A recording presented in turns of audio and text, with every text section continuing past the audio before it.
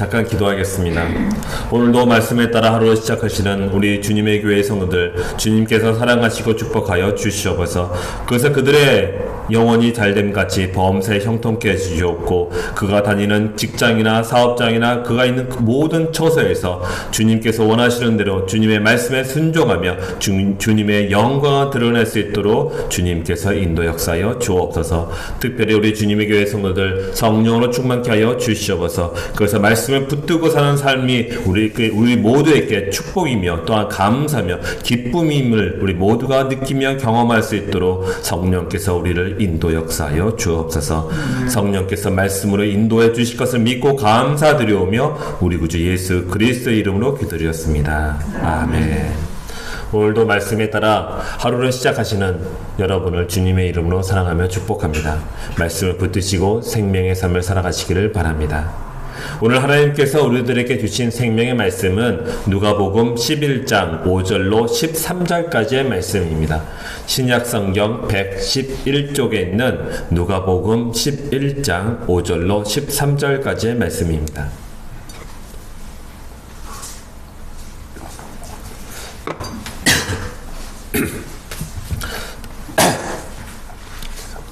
신약성경 111쪽 있습니다.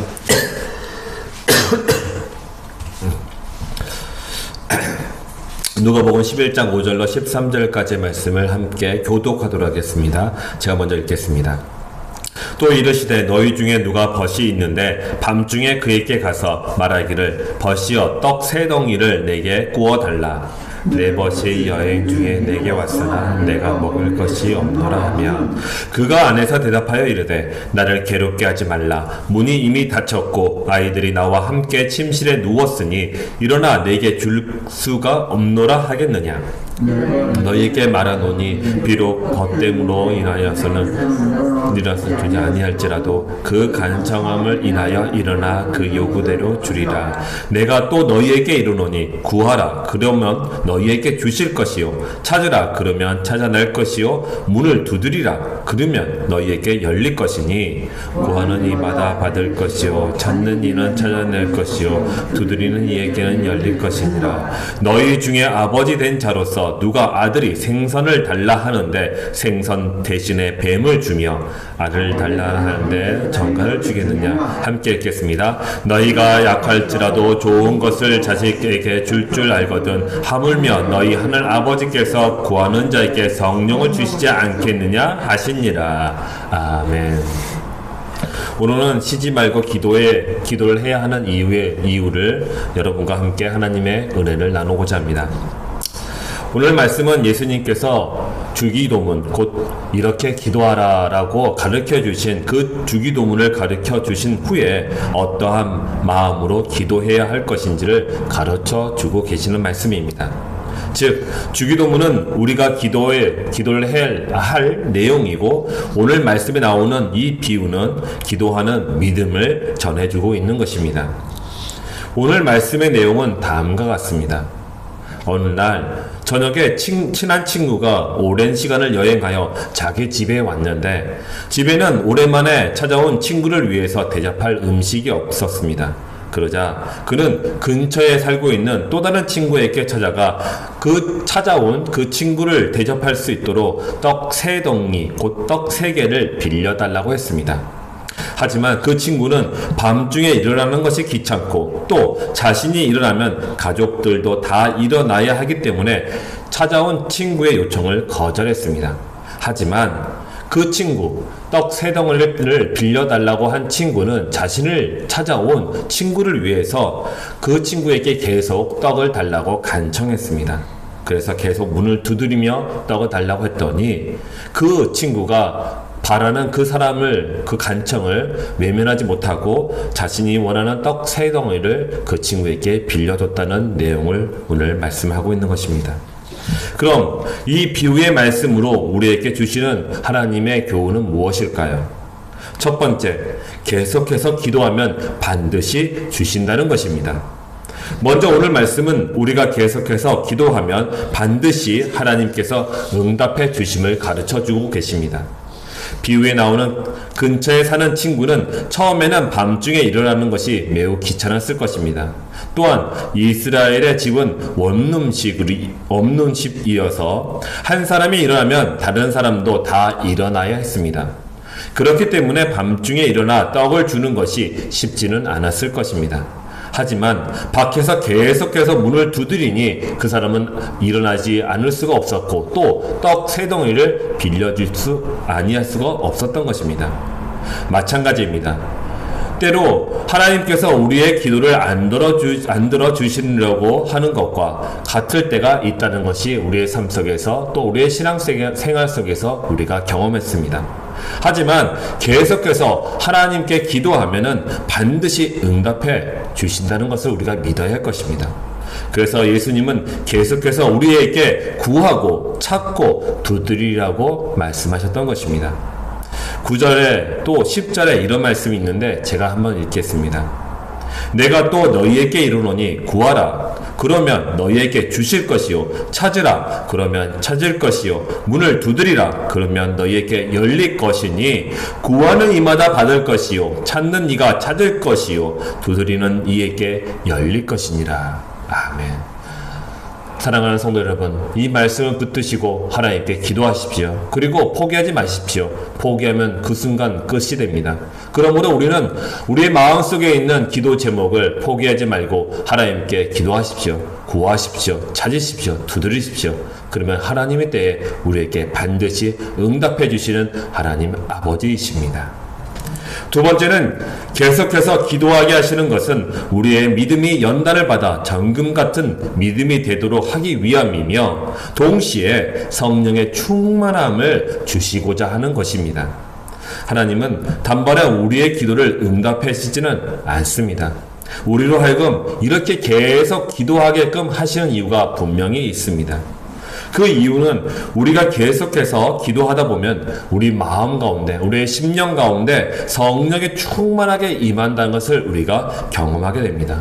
성령이 충만해진다는 것은 어떤 의미일까요? 그것은 우리가 갖고 있는 믿음이 강해지고 견고해지고 튼튼해지고 건강해진다는 것을 의미하고 있습니다. 밤중에 떡을 빌리러 찾아온 친구는 한 번 문을 두드린 것이 아니라 여러 번을 두드려서 그가 원하는 것을 받았다는 것을 명심하시기를 바랍니다. 마찬가지로 우리의 기도도 한 번에서 응답을 받는 경우도 물론 있습니다. 하지만 그렇지 않은 경우도 많이 있습니다. 즉 계속해서 문이 열리기를 기다리면서 두드리듯이 계속해서 오랜 시간 그리고 여러 번 기도하는 경우 그때에 우리의 마음 가운데 우리의 믿음 곧 하나님을 신뢰하며 기다린다는 그 믿음이 강해진다는 것입니다. 믿음도 여러 고난과 고통의 시간을 보내야 강해진다는 것을 우리가 알고 있습니다. 우리가 신앙생활을 할 때에 궁금한 것이 한 가지가 생깁니다. 그것은 왜 사랑의 하나님, 그 아버지의 하나님께서 우리가 원하는 것을 알아서 다 주시지 않는가라는 것입니다. 알아서 주시면 순수하게 우리 마음 가운데 감사함이 넘칠 수 있지 않을까라는 생각을 우리가 합니다. 또한 기도하고 응답받는 과정에서 하나님을 체험할 수 있는데 알아서 주시면은 그 체험 가운데 우리가 얼마나 큰 감사와 또한 기쁨이 넘칠까라고 생각합니다. 하지만 여러분 우리가 원하는 거 또 우리가 원할 때 그때 모든 것을 다 주신다면은 과연 우리가 하나님을 진정 만날 수 있을까요? 우리가 하나님을 만나더라도 우리는 하나님인 줄 모르게 될 것입니다. 또한 응답을 기다리면서 계속 기도하는 과정 속에서 성령의 충만함, 곧 성령의 기다림, 갈급함을 우리가 경험하게 됩니다. 하나님께서 우리에게 우리가 원할 때 우리가 원하는 것을 다 주시지 않는 것은 성령의 충만함을 경험하고 그것을 갈급하며 갈망하라는 것입니다. 그러면은 우리의 기도의 응답보다 성령께서 함께 하신다는 걸 생각하신다는 것을 매일같이 경험하는 것이 우리에게 큰 축복임을 우리가 알게 되는 것입니다. 중세시대에 어거스틴이라는 교부가 있었습니다. 그는 기도에 대해서 이렇게 유명한 말씀을 남겼습니다. 그런 기도에 대해서 이렇게 얘기하겠습니다. 기도는 하나님과의 대화인 동시에 영혼의 호흡입니다. 라고 말했습니다. 즉 호흡을 쉬지 못하면 답답하듯이 기도하지 않는 영혼은 갑갑하고 무겁고 기쁨이 없다는 것을 의미합니다. 하지만 우리가 기도할 때에 하나님께서 우리에게 기쁨을 주시고 성령의 충만함을 말미암아 우리의 일상의 모든 삶이 만족과 평안을 누릴 수 있음을 우리가 알 수 있고 믿고 있습니다. 그러므로 오랜 시간을 기도한다는 것은 결코 무의미하지 않습니다. 기도는 일방적으로 우리가 하나님께 고백하는 시간이 아닙니다. 기도는 서로 대화하는 시간입니다. 그러므로 기도의 시간에서는 하나님께서 내게 무슨 말씀을 하시는지 또 내 심령 가운데 어떠한 마음을 주시는지를 듣는 시간, 기다리는 시간을 꼭 가져야 합니다. 기도하는 중에 하나님과 대화하면서 하나님을 알아가고 하나님께서 주시는 음성이 또 그 마음이 우리에게는 성령의 충만함이 되고 이 세상에 살아가면서 우리가 갖고 있는 구원의 믿음을 지킬 수 있는 힘과 능력이 되는 것입니다. 그러므로 기도의 응답이란 하나님과의 관계가 되는 것입니다. 오늘 말씀은 하나님과 우리의 관계가 아버지와 아들의 또는 아버지와 딸의 관계임을 강조해서 말씀하고 있는 것입니다. 자녀의 입장에서 우리는 하나님께 믿음으로 기도를 해야 할 것입니다.